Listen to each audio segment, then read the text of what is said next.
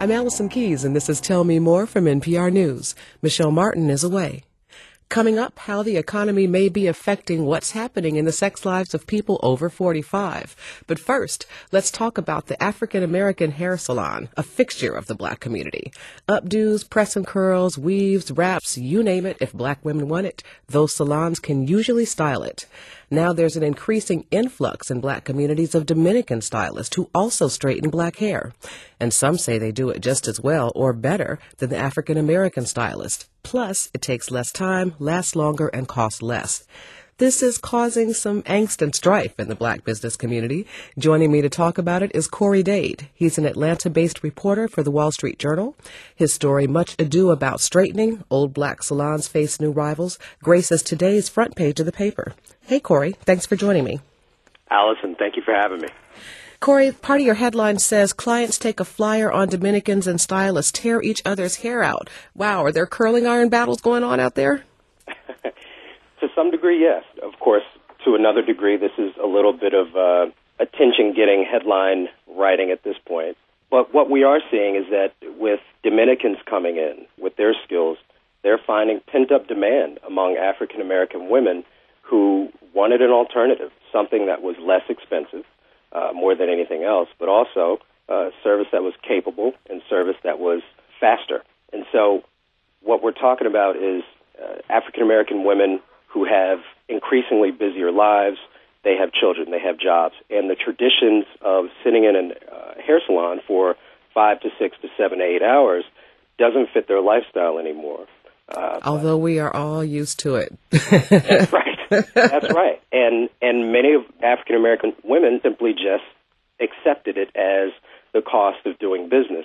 And naturally, when you have a monopoly like that, there are going to be weaknesses in your business model.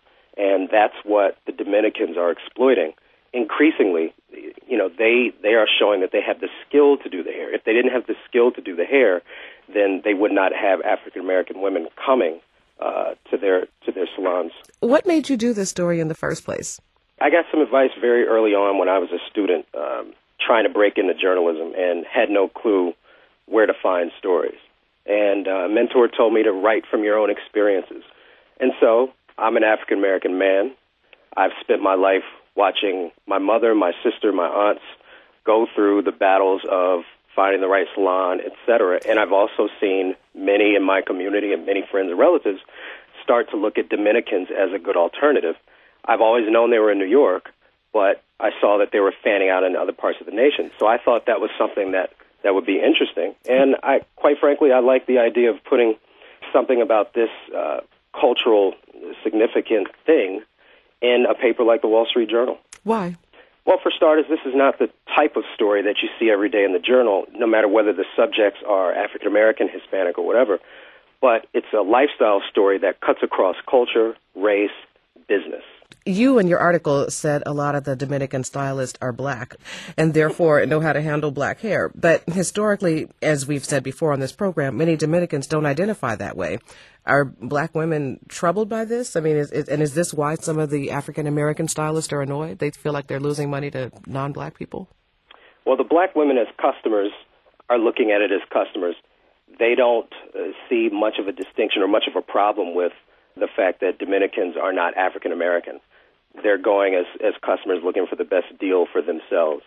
As far as the African-American stylists are concerned, yes, that was sort of the undercurrent. They may not have always said it. Some did, but it was implied.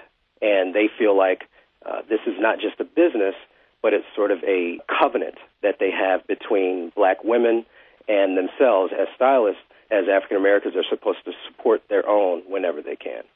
So is this going to be a huge financial detriment to Black hair salons? I mean, is this going to mean, Dominican stylists are going to take over the whole market? I don't think so necessarily. I think it depends on the market. I think the one thing that Dominicans have in their favor is they're willing to market their product. They're willing to advertise, and African-American stylists kind of have to come up to that realization. They usually have survived by word of mouth, and now they have to compete in a different way. So I think it's very much possible for the African Americans to hold some of their market share, if not the majority of their market share. Corey Dade, who I'm sure is sitting in a chair getting his hair blow-dried sometime today, is an Atlanta-based reporter for the Wall Street Journal.